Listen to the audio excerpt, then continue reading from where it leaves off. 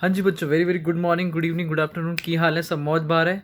Sir कल हमारा paper है कॉर्पोरेट एंड मैनेजमेंट अकाउंटिंग, और सर कुछ एडवाइस कर दीजिए, कुछ बता दीजिए कल को कैसे हैंडल करना है। तो पहली बात तो कल से पहले आज के बारे में सोचते हैं। सर आज के लिए कैसे हैंडल करना है, तो मेरी बात ध्यान सुनना। कल हमारा 2 बजे से एग्ज़ाम है, तो उससे पहले ना आपका एक रिवीजन शेड्यूल होना चाहिए। रिवीजन शेड्यूल का मतलब ये है कि आपको पता होना चाहिए कि आपको रिवाइज क्या करना है, ठीक है ना। देखो, सबसे पहली बात, अपने दिमाग से ये निकाल दो कि आप कुछ भी छोड़ने वाले हो। आपको 100% कवर करना है। आपकी जितनी थ्योरी है, जितना प्रैक्टिकल है, जो भी है वो सब कवर करना है। कैसे कवर करना है? बहुत सिंपल है। सबसे पहले आप अपने जो भी चैप्टर रिवाइज करने जा रहे हो वहाँ से शुरू करो, और जितनी क्लास में नोट्स लिखवाए हैं पहले उन नोट्स को रिवाइज करो। फिर अगर स्टडी मटेरियल आपके पास है तो एक बार स्टडी मटेरियल की रीडिंग करो। और अगर आपको प्रैक्टिकल चैप्टर है तो कैलकुलेटर उठाओ। कॉपी में नहीं करना, कॉपी में एक भी क्वेश्चन नहीं करना जब तक कि आपको बहुत इंपॉर्टेंट ना लगे। आप कैलकुलेटर उठाओ और क्वेश्चन को कैलकुलेटर पे सॉल्व करना शुरू करो। That's it. क्लियर है? थ्योरी प्रैक्टिकल सब करके जाना है, ठीक है। सारा रिवाइज करो।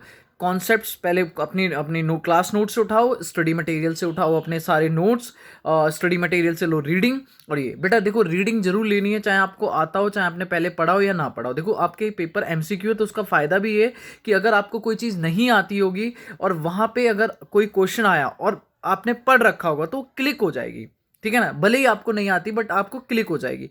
तो बेटर ये है कि आप उसको नोट करके चलेंगे एंड देन आप उसको रिवाइज करके चलेंगे, ठीक है। दूसरा पॉइंट ये है कि सर कल का पेपर एमसीक्यू है तो, और इजी भी है, सीएम में है सर, कॉन्सेप्ट्स भी क्लियर है, अच्छे से पढ़ाई करी है हमने, मेहनत करी है। तो सर टारगेट भी अपने को याद रहना चाहिए। हमारा टारगेट है एग्जाम्शन। इस सब्जेक्ट में एग्जाम्शन मतलब exemption, I don't want, simple सी बात है। आपके 100 क्वेश्चंस आने वाले हैं, उनमें से अगर आपको पेपर देखना, आप कल पेपर देखोगे और आपको आइडिया मिलता है कि पेपर कैसा है, आपके लिए इजी है, टफ है, क्या है वो है। अगर आपको लगता है इजी है और आप अच्छा करना चाहते हो तो सर मेरा टारगेट ये रहेगा 80 टू 85 क्वेश्चंस, मतलब मैक्सिमम 85 क्वेश्चंस तक आप अटेम्प्ट करने की कोशिश करोगे, प्रोवाइडेड आप और कॉन्फिडेंट हो तो अलग बात है। बट ज़्यादा क्वेश्चंस 100 मत ट्राई करना, क्योंकि नेगेटिव मार्किंग भी है। तो आप बहुत श्योर हो या आपको लगता है कि बहुत अच्छा पेपर मेरे को आता है तो आप 85 तक की टारगेट कर सकते हो, टच करने का, कि 85 क्वेश्चंस अटेम्प्ट करूंगा मैं। और अगर आप लगते हो कि नहीं, ओके ओके प्रिपरेशन है, पेपर अच्छा नहीं, मतलब दैट इज उतना भी मैं श्योर नहीं हूं, तो आप सर टारगेट कर सकते हो 70 टू 80 के बीच में। 70 से 80 नंबर के क्वेश्चंस आप करोगे, ट्राई करोगे क्वेश्चंस में, ठीक है। क्लियर है? और क्वेश्चंस को करते टाइम सर आप अपनी कैलकुलेशन और सब कुछ ध्यान से रखना। कैलकुलेशन में डबल कैलकुलेटर में डबल टाइम्स कैलकुलेशन चेक करना, अपनी क्वेश्चंस को केयरफुली पढ़ना, मांगा क्या है, सब कुछ, ठीक है। लास्ट बात ये है कि सर आप कल जब रिवाइज करने जाओगे उससे पहले कुछ और सब्जेक्ट्स भी उठा लेना, स्पेशली एफएम की वैल्यूशन वाली, कॉस्ट ऑफ कैपिटल वगैरह के लिए वह वैल्यूशन में यूज हो जाएगी। कंपनीज लॉ की थ्योरी वगैरह उठा लेना, थ्योरी वगैरह हो जाएगी।